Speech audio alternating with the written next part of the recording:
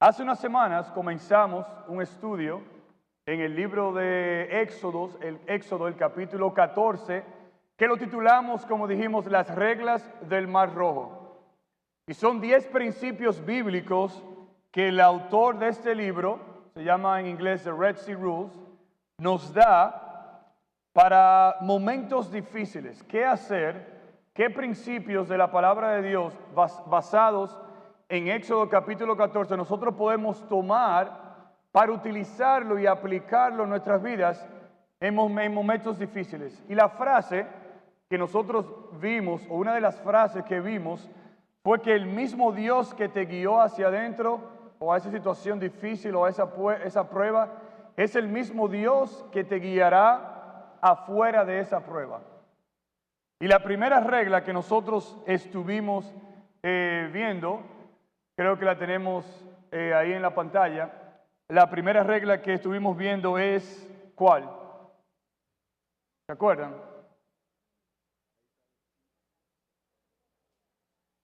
Dios tiene un propósito para cada uno de nosotros.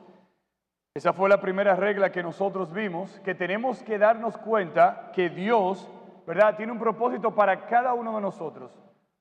Donde quiera que nosotros nos encontremos, sea la prueba que sea, vimos aquí, de acuerdo a los versículos 1 y 2 de Éxodo, que Dios tiene un propósito para esa prueba donde tú te encuentras ahora mismo.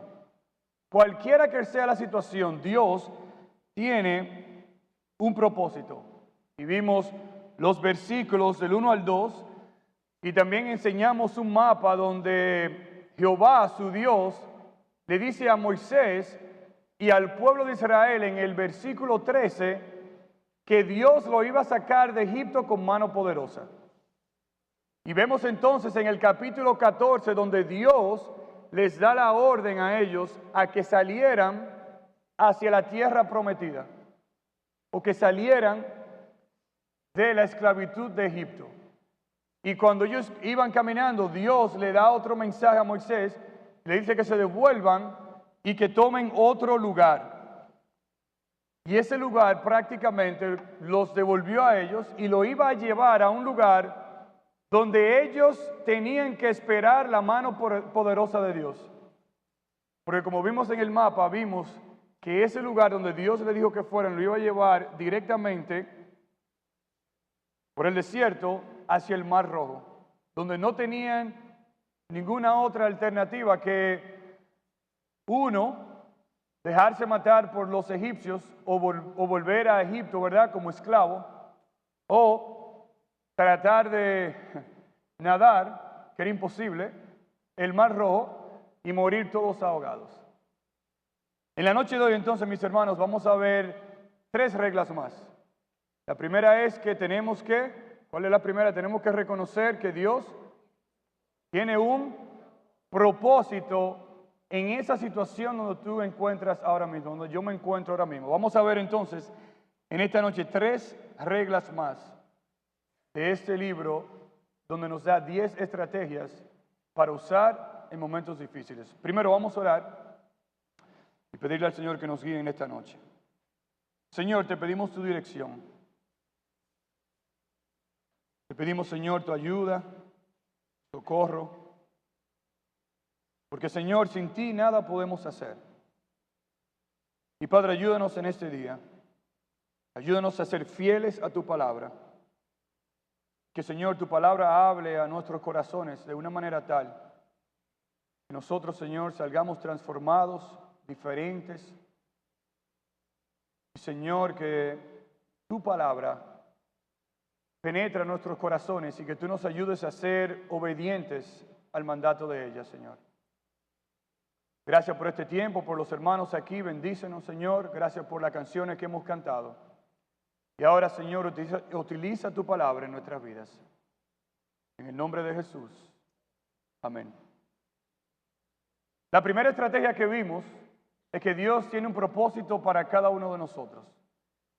La segunda regla que vamos a ver en esta noche, donde entendiendo que ese mismo Dios que nos permitió entrar en esa prueba, ese es el mismo Dios que nos va a guiar y va a estar con nosotros y nos va a sacar de esa prueba. También, mis hermanos, tenemos que entender que, número dos, no solamente Dios tiene un propósito, sino que nosotros, en medio de esa dificultad, tenemos que preocuparnos más por la gloria de Dios que por tu propio alivio. Lo repito de nuevo. La regla número 2 es que Dios quiere que nosotros nos preocupemos más por su gloria, por la gloria de Dios, que por nuestro alivio. Vaya conmigo a Éxodo 14 y vamos a comenzar en el versículo 1 para tener un poco de contexto. Dice, habló Jehová a Moisés diciendo, di a los hijos de Israel que den la vuelta y acampen delante de Pi-hahirot, entre Migdol y el mar hacia Baal-Zephón. Delante de él acamparéis junto al mar. Versículo 3, porque Faraón dirá a los de los hijos de Israel, encerrados están en la tierra, el desierto los ha encerrado, y yo, dice el versículo 4, Jehová, endureceré el corazón de Faraón para que los siga, y seré glorificado en Faraón y en todo su ejército. Y sabrán los egipcios que yo soy Jehová, y ellos lo hicieron así. Dice el versículo 3 que los hijos de Israel se iban a encontrar encerrados en el desierto, en el Mar Rojo, y que Faraón iba a perseguirlos a ellos para tomar ventaja y traerlos para la esclavitud. Pero Dios dice aquí en este texto, en el versículo 4, que Faraón y todo su ejército sabrá que Dios es el Dios todopoderoso. Y como vemos aquí en estos versículos, mis hermanos, vemos que el pueblo de Dios se vio encerrado. Vemos que el pueblo de Dios se vio, como decimos nosotros, entre la espalda y la pared. Donde el pueblo de Dios veía que Faraón iba a tener ventaja sobre ellos. Y como vimos en el mapa anteriormente, en la primera predicación, donde ellos no tenían ningún lugar donde ir. Estaban encerrados. El pueblo de Dios puede ser que haya estado frustrado. Inclusive puede ser que el pueblo de Dios se haya desesperado también, pensando, bueno, el Señor nos prometió en el capítulo 13 que nos iba a sacar con mano poderosa, y parece que Dios se ha olvidado de nosotros y nos trajo aquí para que nosotros muriéramos en las manos de Faraón y todo su ejército. Y Dios les recuerda aquí en el versículo 4 que Dios va a ser glorificado en Faraón y todo su ejército. Mire cómo dice ahí la última parte del versículo 14. Dice, y seré glorificado en Faraón y en todo su ejército. Y sabrán los egipcios que yo soy Jehová. La verdad, hermanos, que muchas veces cuando nosotros nos encontramos entre la espalda y la pared y estamos encerrados y estamos en desesperación, Dios quiere que nosotros no nos desesperemos. Dios quiere que nosotros actuemos de una manera donde traigamos gloria y honra al nombre de nuestro Dios. Donde muchas veces nosotros queremos que Dios nos quite esa prueba por la que nosotros estamos atravesando. Muchas veces estamos en una prueba, en una situación difícil, y lo más fácil es que Dios, ¿verdad?, nos quite esa prueba o esa situación difícil, que Dios nos traiga alivio durante esa situación. Y claro, todos nosotros oramos cuando sabemos de algún hermano o alguna familia que esté pasando por pruebas y situaciones difíciles para que Dios se apiada y tenga misericordia. Pero la verdad es, mis hermanos, que nosotros, en vez de concentrarnos que Dios nos quite la prueba, debemos enfocarnos en que Dios, en medio de la prueba, reciba su gloria. Porque dice aquí el versículo 4, que Dios, en medio de esa prueba, que los egipcios, que el pueblo de Dios estaba pasando, dice ahí que Dios, Jehová, se iba a glorificar en el pueblo de los egipcios. Dice que Dios iba a mostrar su gloria. Cuando el pueblo de Dios se encontró ahí en ese punto, en el desierto, entre el Mar Rojo, donde no tenían hacia dónde seguir, donde lo único que le quedaba era esperar y dejarse morir, Dios dijo, yo me voy a glorificar en Faraón y todo su ejército. Y yo sé, hermanos, que muchas veces en pruebas y dificultades oramos para que el Señor la quite y se apiade de nosotros. Y Dios es misericordioso. Y Dios lo sabe todo. Pero Dios, en medio de esa situación, quiere glorificarse a través de tu vida. En Juan, capítulo 11, creo que todos ustedes conocen este pasaje donde Lázaro muere. Y en el versículo 38 dice, Jesús, luego de que menciona que Jesús lloró y se conmovió y Marta y María y las otras personas le dijeron, pero Señor, ¿y por qué tú no viniste antes? Pero Señor, si tú lo sabes todo, ¿por qué tú no viniste y sanaste a nuestro hermano? Pero dice aquí el versículo 38, Jesús, profundamente conmovido otra vez, vino al sepulcro, era una cueva y tenía una piedra puesta encima. El versículo 39 dice, dijo Jesús, quitad la piedra. Marta, la hermana del que había muerto, le dijo, Señor, hiede ya, porque es de 4 días. Y mire la respuesta aquí en el versículo 40, mire la pregunta, dice, Jesús le dijo, no te he dicho que si crees, ¿qué cosa? Verás la gloria de Dios. Dice ellos entonces, quitaron la piedra de donde había sido puesto el muerto y Jesús, alzando los ojos a lo alto, dijo, Padre, gracias te doy por haberme oído. Pero la pregunta es, no te he dicho que si crees, verás la gloria de Dios. Y el Señor tenía todo planeado, porque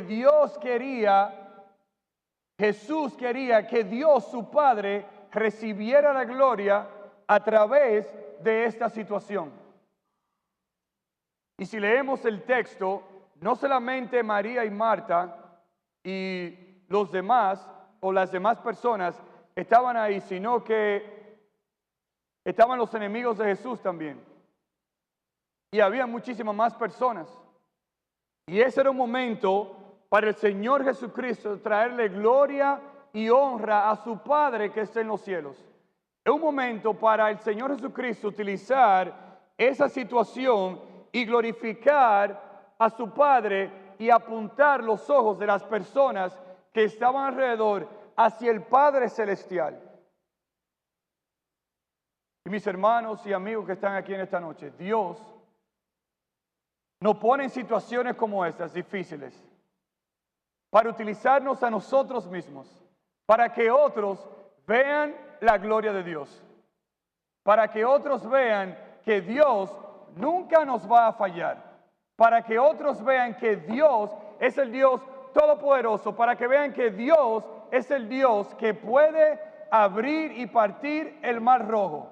Y Dios te ha puesto a ti, me ha puesto a mí, en situaciones difíciles, en situaciones estrechas, para que otros vean la gloria de Dios, lo grande que es Dios, lo que Dios puede hacer en nosotros a través de esa situación difícil. Dice el Salmo 34, 19, muchas son las aflicciones del justo. Pero el versículo no se queda ahí, sino que dice, pero de todas ellas le librará Jehová. Muchas serán las aflicciones, pero dice que Dios, Jehová, no se olvidará de esas aflicciones, sino que algún día Él nos va a librar. Y si consideramos, mis hermanos, unos paralelos que hay entre Faraón y Satanás, el diablo, vemos que los dos, tanto Faraón como el diablo, son enemigos de Dios. Los dos quieren ser como Dios. Los dos quieren el señorío de Dios. Faraón, por un lado, se creía que era un Dios.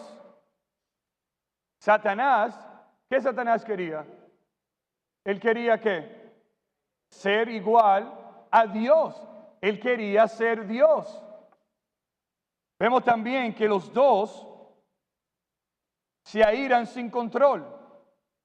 También vemos que los dos han formado ejércitos para destruir el pueblo de Dios, no sabiendo que ya los dos han sido destruidos. Mis hermanos, la próxima vez que nosotros nos encontremos cargados en momentos difíciles, la pregunta no es ¿cómo yo puedo salir de esta situación? Sino que la pregunta debe ser ¿cómo Dios puede ser glorificado a través de esta situación?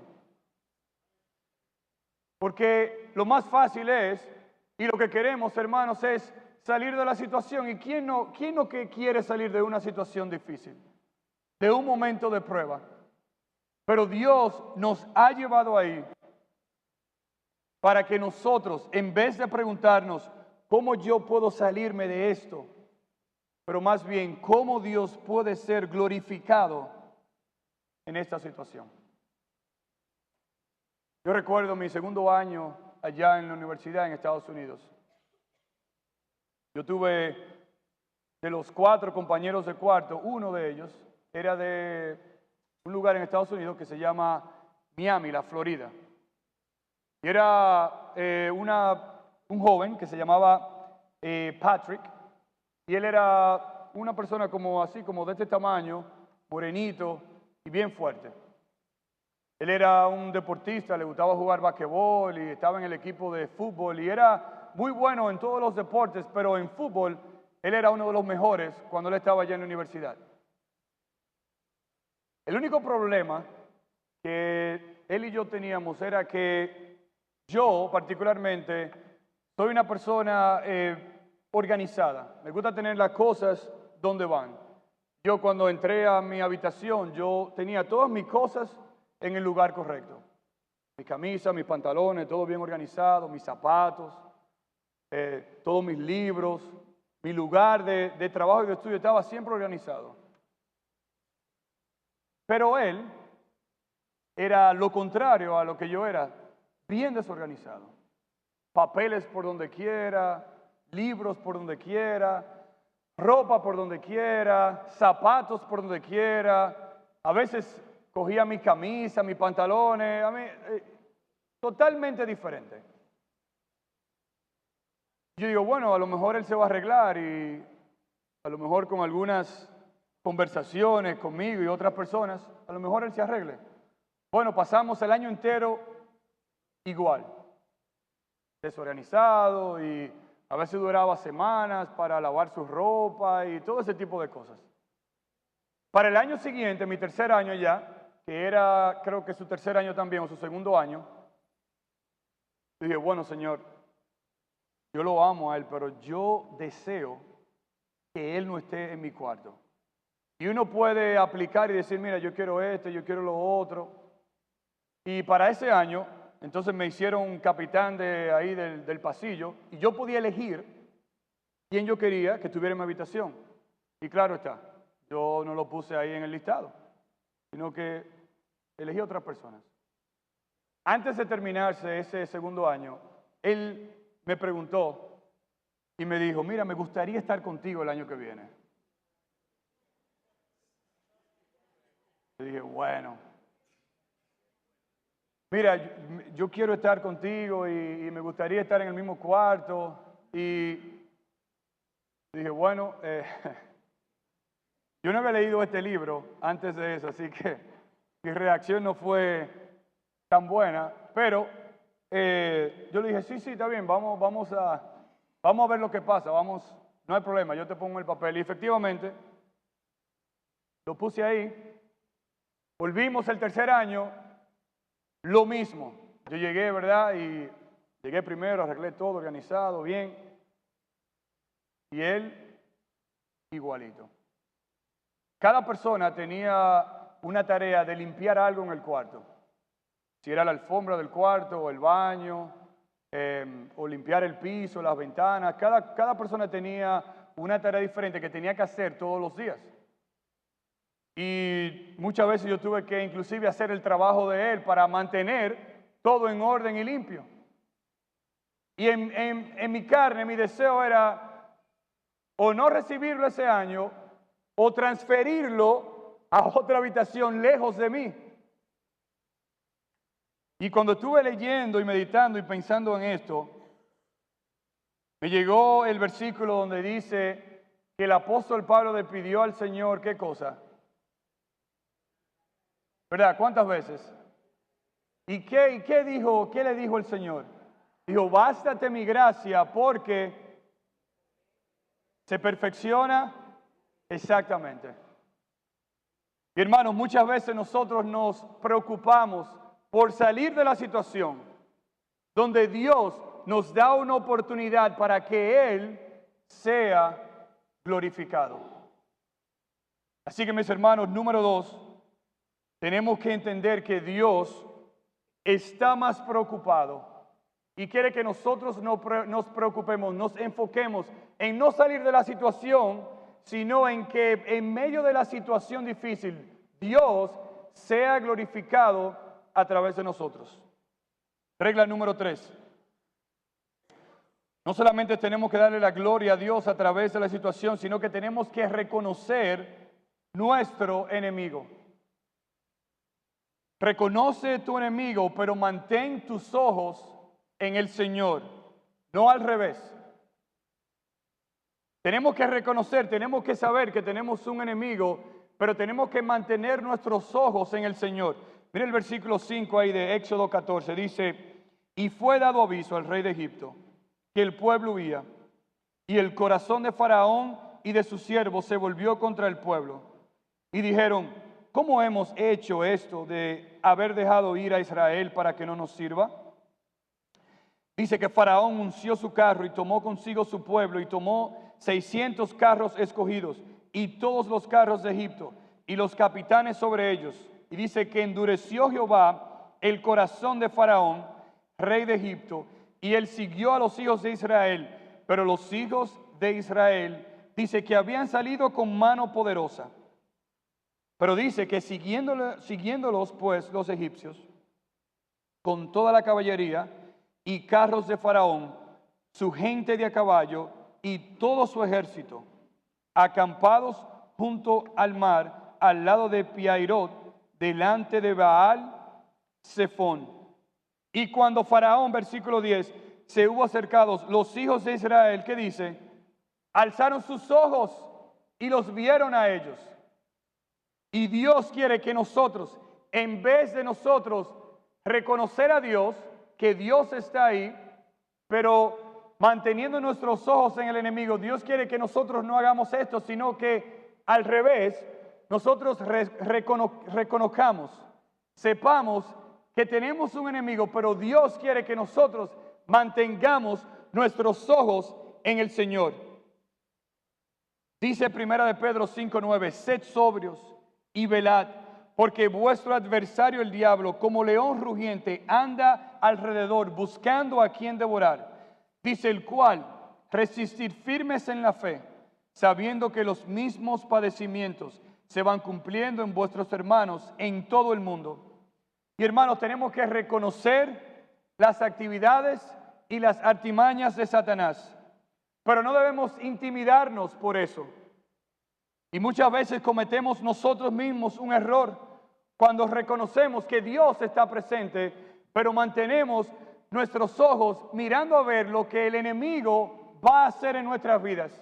Y Dios quiere que nosotros invertamos eso, que nosotros reconozcamos, que nosotros entendamos que tenemos un enemigo, pero que a la medida que nosotros entendamos eso y reconocemos que verdaderamente Satanás está suelto, tenemos que mantener nuestros ojos mirando a Cristo Jesús.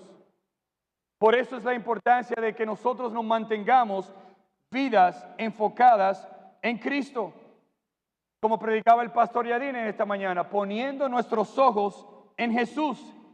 Y sí, verdaderamente tenemos que reconocer las acechanzas del diablo. Sí tenemos que reconocer que tenemos un enemigo. Pero tenemos que mantener nuestros ojos en Cristo. Tenemos que mantenernos enfocados en Él. Porque dice el versículo 10, que cuando Faraón se hubo acercado, los hijos de Israel alzaron sus ojos, y he aquí que los egipcios temieron en gran manera. Dice Romanos que nosotros somos más que ¿qué? Somos más que vencedores por medio de aquel que nos amó. Ya la victoria es nuestra y Dios nos ha dado a nosotros el Espíritu Santo que vive en nuestras vidas. Y Dios ya nos ha dado ese poder que nosotros necesitamos para vivir vidas victoriosas. Para que nosotros no nos desenfoquemos mirando alrededor lo que está pasando en medio de nuestro Señor. Que nosotros nos enfoquemos en Cristo. Que nosotros reconozcamos que tenemos a alguien que nos quiere destruir. Sabiendo y entendiendo que nuestros ojos, nuestra mirada, nuestros pensamientos, nuestros corazones deben estar enfocados en Dios. Y en ese momento difícil, en esa prueba, en esa dificultad, en esa situación donde nosotros nos encontremos en el día de hoy, que nosotros entendamos que Dios quiere que nosotros nos mantengamos puestos nuestros ojos en Él. Yo recuerdo el año pasado, en abril, cuando el Señor me dio la oportunidad de venir por aquí y estar aquí 2 semanas, que una semana antes de yo viajar hacia acá, Bruca se enfermó del estómago y pensamos que era un virus normal, simple. Y luego de unos días, entonces Ahaba se enfermó con el mismo virus. Y yo estaba orando porque yo sabía que yo me iba de viaje en una semana. Y también mi esposa, Megan, le habían hecho unas operaciones en los dedos de los pies. Entonces imagínense, Megan tenía 2 operaciones, una en cada pie, y las 2 niñas estaban enfermas, y entonces me iba de viaje por 2 semanas. Luego de unos días, las niñas no se mejoraron, y entonces tuvimos que llevarla al doctor, y entonces el doctor dijo que había que ponerle un suero a las 2. Y ahí entonces le pusimos un suero ese día, y el doctor dijo, no, tienen que volver al otro día y ponerle otro suero, y tienen que volver al otro día y ponerle un tercer suero. Ya el tercer día yo salía de viaje el siguiente día. Y yo estaba sentado ahí en la clínica pensando, verdaderamente yo no estaba pensando en todo lo que estaba pasando, sino en el viaje que yo iba a hacer al otro día. Yo estaba ahí sentado con las 2, yo pensando en el viaje, que debía haber estado pensando cómo ayudar a Brooke y a Javi, a mi familia. Dije, bueno, Señor, mira, estamos en esta situación bien difícil. Mi primer pensamiento fue, Señor, pero ¿y por qué tú no la sanas ahora mismo? Porque si tú sabes que ya yo tenía ese viaje planeado, Si tú sabes que ya yo tenía todo esto organizado desde hace un mes, ¿por qué simplemente lo más fácil es sanarla para que yo pueda hacer este viaje? Eso es lo que yo estaba pensando en mi mente. Y el día anterior yo pensé, bueno, faltan 2 días. El Señor seguro la va a sanar y no vamos a tener que regresar para acá. El primer día yo estaba pensando, bueno, todavía faltan 5 días. El Señor seguro ya la va a sanar hoy el primer día y yo voy a poder hacer ese viaje. Pero el último día, que le están poniendo el suero, dije, bueno, Señor, sánala ya para yo poder irme.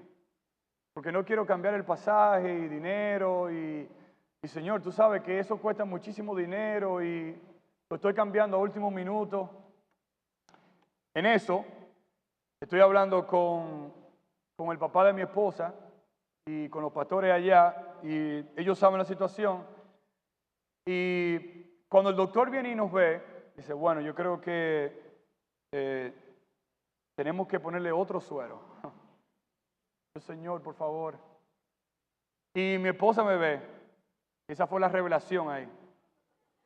Mi esposa me ve desde allá y me dice, tú vas a cambiar el pasaje, ¿verdad? Yo, claro que sí, ¿no? Ya eso está cambiado ya prácticamente. Pero yo todavía estaba pensando que el Señor la iba a sanar. Y yo pensando, bueno, nada, yo voy a gastar un dinero para cambiar este pasaje. A lo mejor cuesta $200, 500, a lo mejor inclusive a veces tú tienes que comprar un pasaje completo. Yo llamo a Kevin Inefuku y le digo, mira mi hermano, llama y cámbiame el pasaje, que me tengo que quedar. No puedo irme, yo me tengo que quedar, las niñas no están bien, por favor, cámbiamelo. Ve a ver si tú consigues algo barato para poder cambiarlo. Él llama y hace todas esas cuestiones y me llama para atrás. Me dice, bueno, te tengo buenas noticias. El costo del cambio son $15. ¿Tú estás seguro? Sí, $15. Le digo yo, mira Megan, son $15 nada más. Dice, pero cámbialo de una vez. Sí, señora. Y lo cambié y entonces me quedé ahí unos días. Y yo pensando en todo esto, que muchas veces nosotros queremos salir de la situación y queremos decirle a Dios, mira Señor, a veces puede ser que tú no sabes, a lo mejor no sepas lo que esté haciendo. Mira cómo estamos sufriendo, por favor, sácanos de la situación. A veces nuestra mente se va y nosotros nos comenzamos a preocupar por todas las cosas que pasan alrededor y nos desenfocamos y no entendemos que Dios tiene un propósito y que Dios quiere glorificarse en lo que Dios hace en nuestras vidas. Y Dios me enseñó, y Dios me humilló, y Dios me mostró que Dios tiene el control de todas las cosas. Donde yo estaba pensando cientos y miles de dólares para cambiar, y Dios dice, mira, yo tenía todo eso bajo control. Y nosotros tenemos que preocuparnos por la gloria de Dios. Y nosotros tenemos que reconocer que tenemos un enemigo, pero que Dios quiere que nosotros nos mantengamos con nuestro enfoque en Él. Y por último, mis hermanos, la regla número 4 es que nosotros debemos orar. Mire cómo dice ahí el versículo 10. Dice que cuando el pueblo de Dios vio que los egipcios se habían acercado, dice que ellos temieron en gran manera, pero ¿qué hicieron? ¿Qué hicieron ellos? Clamaron a Dios. En medio de su temor, en medio de su clamor, ellos clamaron al Dios de los cielos. Dice el predicador, pastor Matthew Henry, dice, Dios trae a nuestras vidas pruebas. Dios trae a nuestras vidas pruebas para que Él mismo nos lleve a nuestras rodillas. Dios muchas veces trae prueba a nuestra vida para que nosotros nos pongamos en nuestras rodillas y clamemos a Dios. Y cuando nosotros estemos en situaciones difíciles, Dios quiere que nosotros oremos con urgencia, que nosotros no desmayemos y que nosotros derramemos todo nuestro corazón a Dios. Que nosotros confiemos que Dios, que ese gran Dios, responde nuestras oraciones. Que ese gran Dios tiene misericordia de nosotros. Que ese gran Dios va a impartir gracia para ayudarnos en los momentos difíciles. Mis hermanos, para terminar este punto, quiero compartir 5 piezas en medio de esta regla número 4 que hablamos de la oración. Quiero compartir 5 piezas que completan el rompecabezas, si lo podemos decir así, de la voluntad de Dios para nuestras vidas.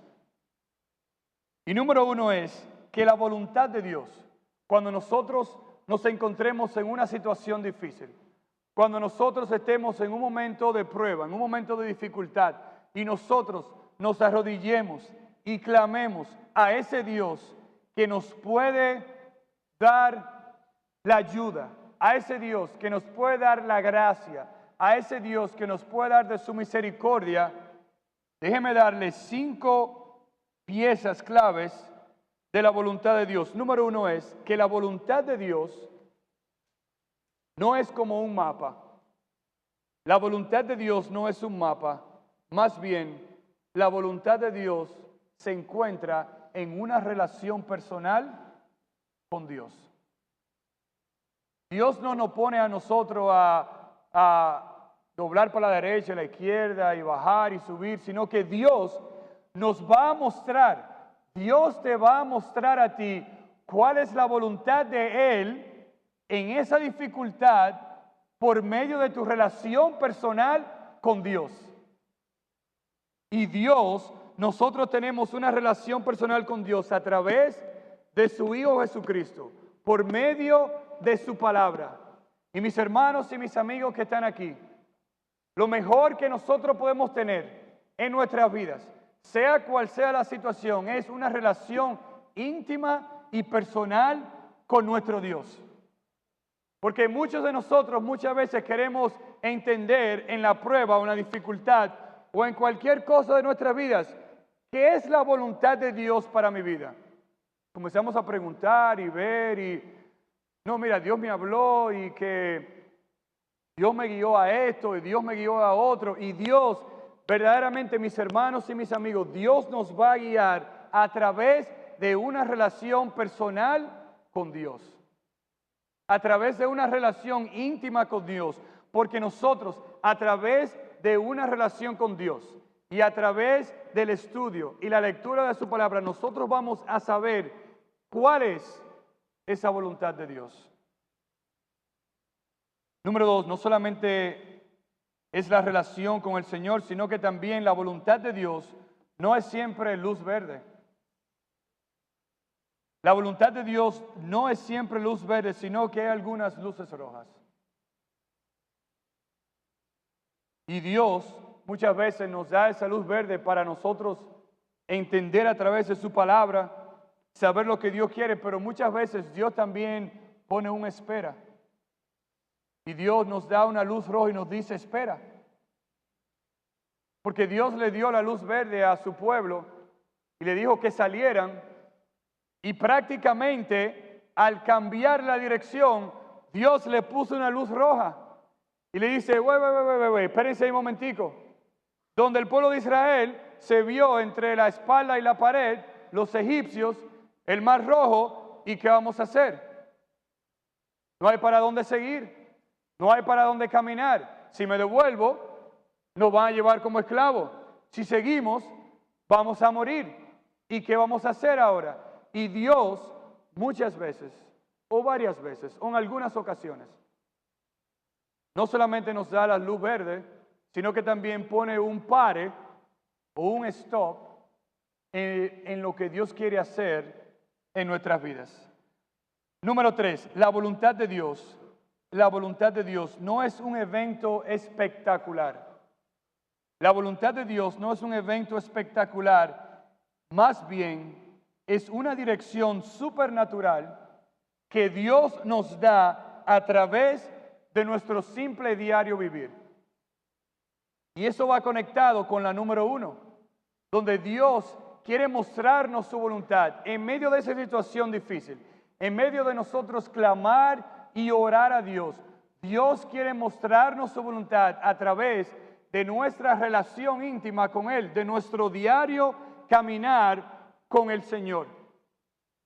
Donde mañana puede ser que encontremos algunos obstáculos en nuestras vidas y Dios quiere que nosotros, por medio de su relación, por medio de nuestra relación con Él, nosotros dejemos que Dios nos guíe para el próximo paso. Y Dios quiere que cada momento de nuestras vidas, que su palabra sea esa luz que nos guíe a tomar esas decisiones. Donde Dios quiere que nuestra relación con Él sea tan estrecha, sea tan íntima, que Dios nos muestre a nosotros, por medio de una relación personal con Él, qué Dios quiere para nuestras vidas. Y muchas veces jóvenes vienen donde nosotros y nos dicen, ¿qué? Dime la voluntad de Dios. Yo no sé la voluntad de Dios. ¿Cuánto tiempo estás tú pasando en este libro aquí? ¿Cómo está tu relación con el Señor? Esa es la primera pregunta que yo le hago. Yo no te puedo decir la voluntad de Dios para tu vida. Yo sí sé lo que Dios quiere para mi vida a través de su palabra y de mi relación personal con Él. Pero tú tienes que encontrar esa voluntad de Dios, como vamos a ver ahora, que está aquí en su palabra. Y por eso, mis hermanos, que nuestra relación con Dios cada día es tan importante, porque de Él recibimos guía y dirección para nuestras vidas. Número 4, la voluntad de Dios no tiene que ser buscada o encontrada, porque nunca está perdida. La voluntad de Dios no tiene que ser buscada y encontrada porque nunca está perdida. La voluntad de Dios para cada uno de nosotros está aquí. En su palabra, en nuestra relación con Dios, cada día de nuestras vidas. Y por último, la voluntad de Dios no es una posición que nosotros tenemos, sino más bien es una condición de nuestro corazón. Por eso es que la obediencia va primero que nosotros entender todas las cosas. El pastor ya estuvo hablando de Abraham. ¿Qué Dios le dijo a Abraham? Toma qué. Toma toda tu familia y qué. Pero Señor, ¿para dónde voy? No, pero que toma tu familia y qué. Y sígueme. Yo te voy a guiar el camino. Por eso dije que la obediencia va primero muchas veces que nosotros poder entender todas las cosas. Y Dios quiere, mis hermanos, como le dije a los jóvenes hace 2 sábados, Dios quiere que nosotros obedezcamos lo que nosotros ya sabemos. Y muchas veces nosotros nos preocupamos por nosotros obedecer todas las cosas y muchas cosas que nosotros no sabemos, y a veces ni siquiera obedecemos ya lo que sabemos. Y yo le estaba diciendo a los jóvenes que Dios quiere que nosotros comencemos a obedecer esas cosas, esos principios de su palabra que nosotros ya sabemos. ¿Para qué estudiar más y para qué buscar más si nosotros ni siquiera estamos obedeciendo lo que nosotros sabemos hoy en día? Y Dios, mis hermanos, quiere que nosotros, a través de una relación con Él, nosotros entendamos por medio de la oración lo que Dios quiere para cada uno de nosotros. Dijo Spurgeon, aprende a confiar en el corazón de Dios cuando no puedas sentir la mano de Dios.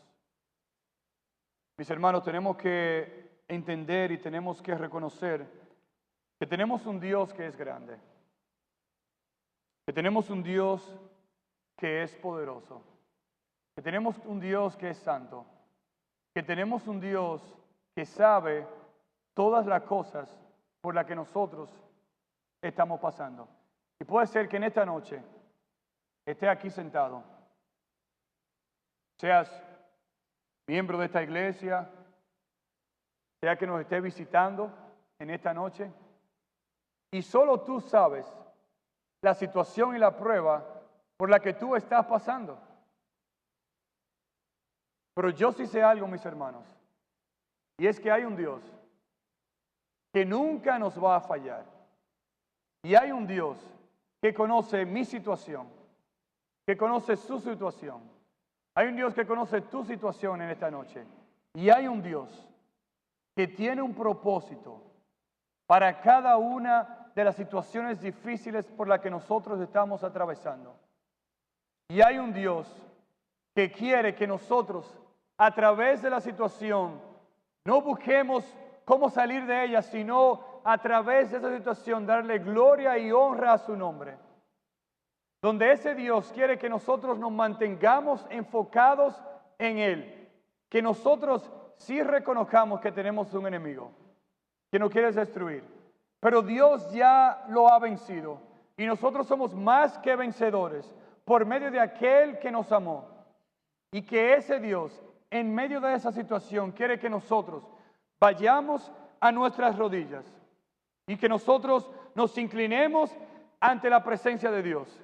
Y que nosotros traigamos todas nuestras cargas, todas nuestras dificultades al trono de la gracia para que hallemos ese oportuno socorro y que a través de nuestra relación con Dios, de nuestra cercanía a Dios, nosotros podamos entender lo que Dios quiere para cada uno de nosotros y para nuestras vidas. Así que mis hermanos, en forma de repaso, la regla número 1 de las 10 estrategias o 10 principios que Dios nos da en momentos difíciles. Número 1 es que Dios tiene un propósito para cada uno de nosotros. Número 2,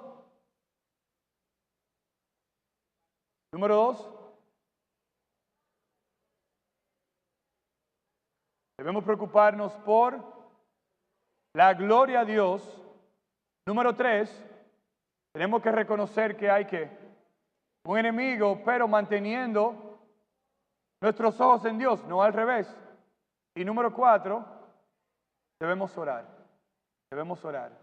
Recuerden, mis hermanos, que ese mismo Dios que nos llevó a esa prueba es el mismo Dios que nos va a guiar en medio de la prueba y nos va a sacar de esa situación. Señor, te damos gracias por tu palabra.